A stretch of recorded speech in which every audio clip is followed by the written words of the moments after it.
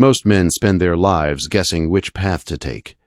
Lucas Bridges was not most men. At 35, he trusted his gut more than any church sermon or town council argument. His hands were rough, his patience thin, and his temper known to flare faster than dry grass catching a spark. Folks in Abilene, Texas said he was a man built out of sun, sweat, and stubbornness. The day he stepped into Green and Holland law office, he figured he'd sign a few papers, take his uncle's land, and ride home. Instead, the lawyer rolled out a will that hit him like a punch to the ribs.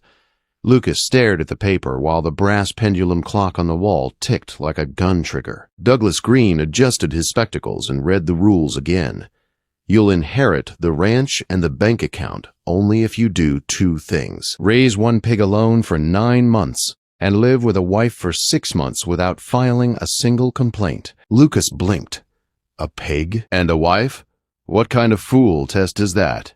Your uncle's kind, Douglas replied. 1 dead pig, 1 complaint, even 1 written scrap of trouble between you and your wife, and you walk away empty. Lucas spat in the spittoon. You expect me to pamper a hog like it's a Sunday guest? Rules is rules, Mr. Pody. Bridges. Maybe another man would have walked out, but Lucas wasn't raised to back down from any challenge, even a crazy one. He rode out that evening with the will folded in his pocket and anger burning in his chest. If this pig was his test, he'd meet it head on. The ranch sat 12 miles southwest of Abilene, 40 acres of grassland, a weathered 2-room cabin, a gray barn, and a windmill creaking with each turn. Not much, but it was more than he owned yesterday, and the bank account held $800, enough to build a future if he earned it right. First thing, he went to Horry's Feed and Supply and bought a healthy feeder pig from Jeremy Cobb. The little spotted gilt had sharp eyes and steady legs. Hardy stock, Jeremy said. She might outsmart you.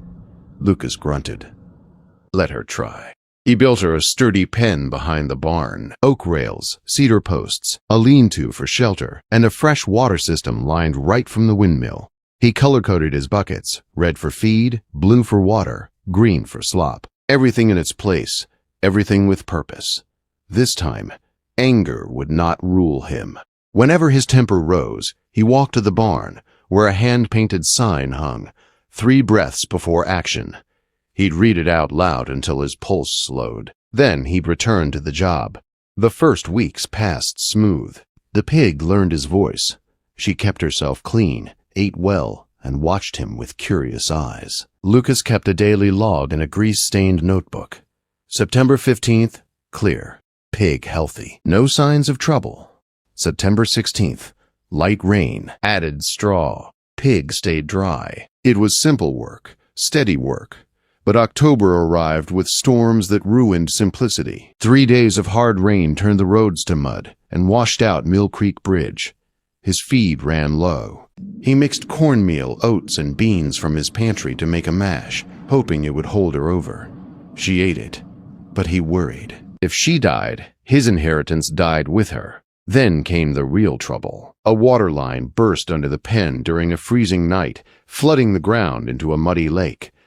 The pig shivered on her shelter platform, confused and cold. Lucas felt old fire rise hot in his chest. Months of effort and a busted pipe threatened to ruin everything. He marched to the barn, read his sign, breathed slow until the heat faded. Then he fixed the pipe and built a better system, a 50-gallon barrel, a float valve, and a safer trough setup. Hard work, cold work. But he solved it with his hands instead of his temper. The pig seemed to approve. But 2 weeks later, sickness struck him like a hammer. Fever, aches, dizziness so strong he barely made it to the pen.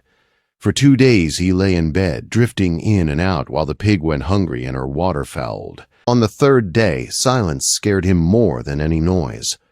He staggered outside and saw the pig lying still, breathing quick and shallow. She was sick now, too.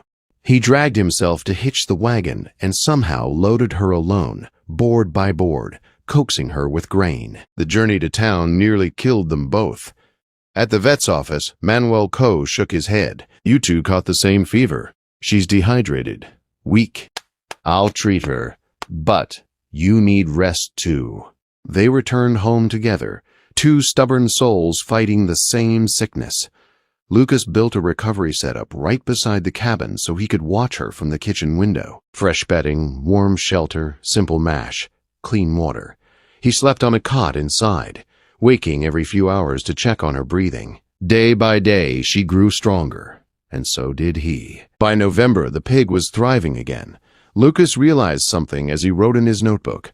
He wasn't fighting his temper anymore. He was beating it. But the will had two trials, not one. And the second test, finding a wife for 6 months of peaceful living, would demand more patience than any pig could. He didn't know it yet, but the hardest part of his journey was waiting just down the road. By the time November turned into December, Lucas knew the pig test was nearly done. She was healthy, strong, and ready for market when the 9 months ended. But the second condition of the will weighed on him heavier than any sack of feed. A wife. 6 months. No complaints. Not a single written scrap of trouble. A pig was predictable. A wife, well, that was a storm a man couldn't prepare for with hammer and fence wire. But rules were rules. He cleaned himself up for the first time in months, shaved the scruff off his jaw, and rode into town. His boots still held the dust of the ranch, but he hoped the rest of him looked respectable enough. His first stop was Hurry's Feed and Supply, not for supplies, but for advice. Jeremy Cobb knew everyone. "I'm looking for a wife," Lucas said. Jeremy blinked. Say that again? "You heard me." Jeremy rubbed his beard, thinking, "Well, there's Florence Estey, school teacher. Smart as they come, but she expects a man to look fancy every day. Not sure she'd take to ranch life." "Anyone not expecting a miracle?" Lucas asked. "Emily Guzman," Jeremy said slowly. "Widow. Runs a boarding house. Practical woman. She knows how to manage people and a household." That sounded promising. Practical beat fancy any day of the week. So Lucas rode to Elm Street where the tidy 2-story house with lace curtains stood. The sign read Guzman House. Clean rooms, fair prices. But it was the woman who opened the door that caught Lucas off guard. She was about 32, brown hair pinned in a neat twist, steady eyes and hands that looked strong enough to carry a life, but gentle enough to mend one. "You must be Lucas Bridges," she said. "Word travels fast." "Yes, ma'am. I'm looking to speak about a marriage arrangement." She stepped aside. "Come inside, then. Let's talk proper." Her parlor was clean, warm, and smelled like fresh bread. She poured coffee and sat across from him, her posture calm, unafraid. "You seem decent," she began, "but I need peace to run a home." "I've heard about your temper. What assurance do I have you won't bring chaos?" Lucas respected her bluntness. "My uncle's will says I must live with a wife 6 months without filing a complaint. Seems to me a man who complains ain't much of a husband." Emily studied him. "And after 6 months, then we see if we suit each other." She nodded slowly. "I won't be forced into intimacy. I take my time with trust." Understood. They talked for an hour. Terms, boundaries, expectations. Emily didn't want romance. She wanted stability, safety, routine. Lucas understood that more than she guessed. When he stood to leave, her voice softened. "I hope this works, Lucas. I'm tired of being alone." Something in her tone struck him deep. Her loneliness felt familiar. They set the wedding for March 15. Lucas prepared the ranch for her arrival, cleaned the cabin, scrubbed the kitchen, bought curtains. He even moved the pig pen farther away so the smell wouldn't trouble her. He wasn't just trying to pass a test anymore. Something about Emily made him want to be a better man. Their wedding was simple, just the minister, 2 witnesses, and a meal afterward. Emily wore a blue dress she'd sewn herself. Lucas wore a borrowed suit, too big at the shoulders. But when he said his vows, he meant every word. The first weeks of marriage were surprisingly peaceful. Emily was organized and steady. She cooked well, kept the home in order, and asked good questions about ranch life. And in the evenings, they'd sit on the porch and talk about hopes, fears, mistakes, and futures neither had dared imagine before. Then one quiet night, she took his hand and whispered a soft yes. Lucas kissed her gently at first, then deeper, slower. "Once I use my tongue on you, there's no escape," he teased in a low voice, half playful, half warning. Emily trembled and leaned into him. "I surrender." Their bond deepened that night, sealing more than a marriage contract. But April brought its own storm. Emily began waking sick every morning. At first, Lucas thought it was a spring cold. Then she missed her monthly cycle. Her hands shook as she set down a cup of water. "I'm carrying a child," she whispered. Joy hit him first, then fear. Pregnancy was hard enough for any woman, but their cabin was small, their money tight, and the smell of the pig carried on the wind. Soon, Emily couldn't stand cooking smells, his work clothes, even certain soaps. Her emotions turned unpredictable. She cried without warning, grew frustrated easily, and worried endlessly about money. "I can't stand the smell of that pig," she said one morning. "It's everywhere. I'll build a wash station. I'll clean up before I enter. It won't help. I smell everything." He tried anyway. But nothing was enough. Stress tightened around them like a rope. They snapped at each other more often. Small arguments turned into long silences. She worried about money while he felt helpless to fix it. Their physical closeness faded as her sickness worsened and guilt built up between them. Then May delivered the blow that nearly ended everything. A pump seal broke in the night, flooding their kitchen 2 inches deep. Emily stood in her nightgown, crying, overwhelmed. On the table sat a formal complaint letter she had written days earlier. All it needed was a signature. One signature, and Lucas would lose everything. He wanted to shout, to blame, to slam his fist into the wall. But he saw fear in Emily's eyes, the fear of failing him, failing their child, failing herself. He walked to the barn, read his sign. 3 breaths before action. When he returned, he fixed the pump, cleaned the water, and told her gently, "Sit outside. I'll take care of this." That night, Emily confessed, "I almost filed the complaint. I came close. But watching you today, you've changed, Lucas." He didn't answer, but he knew she was right. They created something new, a system for their lives. Morning oatmeal ready before Emily woke. A ventilation hood Lucas built over the stove. Weekly budget meetings, dividing chores clearly.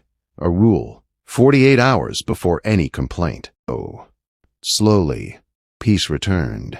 Then, October came. Emily went into labor. When their son finally arrived, small, warm, crying loud enough to shake the walls, Lucas felt something move inside him he didn't have a name for. He loved his boy, and he loved Emily. 2 weeks later, Douglas Green confirmed it officially. The pig survived. No complaints filed. Lucas had passed the test, but he didn't walk out of that office thinking about inheritance. He thought about his wife, his son, and the life he was building, a life he wanted to keep. When Lucas rode back from town with the inheritance papers in his saddlebag, the sun sat low over the Texas plains, casting long gold lines across the land. It wasn't the money he thought about. It wasn't even the 40 acres he now legally owned. It was the faces waiting for him at home. Emily sitting by the window with a shawl over her shoulders and baby Byron sleeping in her arms. He had passed the test, but the truth settled deep in his chest as he tied his horse outside the cabin. It was never really about the pig or the rules. It was about becoming the kind of man who could build something that lasted. Life didn't slow down after that. With a newborn in the house, each day brought new challenges. Byron cried at all hours, especially when the wind howled across the plains. Emily tried to rest, but her body was still healing, and the smallest tasks left her breathless. Lucas took over most of the kitchen duties, though his cooking was plain as river stones. "You're burning the beans again," Emily said gently one evening. "I like 'em crispy," Lucas replied, though both knew that wasn't true. She smiled at him, small but warm, and it steadied him more than any lesson in his uncle's will. By winter, the pig was sold at market for $26, enough to cover the doctor's fee and stock the pantry. Lucas put the rest toward repairing the roof and strengthening the barn before the cold hit. He wanted Emily and their son warm, safe, and never worried about what tomorrow might bring. One cold morning, as frost dusted the windows and the well pump squeaked in the yard, Lucas carried Byron in his arms while Emily kneaded bread. The baby had his father's stubborn jaw and his mother's steady eyes.